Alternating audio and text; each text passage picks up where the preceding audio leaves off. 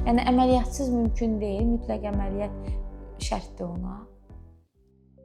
Müayinə eləyəndə dediniz ki, bir müddət sonra yoxlayacağıq və əgər irəliləmə gözdə olmasa, sabit olaraq qalsa, əməliyyat dediniz onu. Yəni əməliyyatsız mümkün deyil, mütləq əməliyyat şərtdir ona. Ümumiyyətlə miopiya gözün anatomik quruluşunun dəyişməyidir. Yəni normalda bizim gözün ölçüləri var. Yəni 0 gözlərdə onlar stabil olaraq qalır.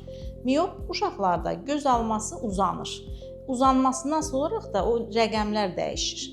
Və o uzanma 18 yaşa kimi, yəni uşağın boyatma, inkişaf etmə dövrü bitənə kimi davam edir. Göz alması uzandığı üçün onu biz geri qaytarıb kiçildə bilmirik.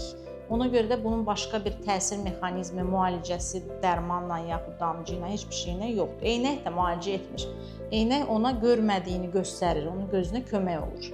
Amma lazer əməliyyatında lazer buynuz qişanın üzərində işləyərək oradan sıfırlaya bilir və artıq eynəksiz, eynəkliymiş kimi görməsi olur.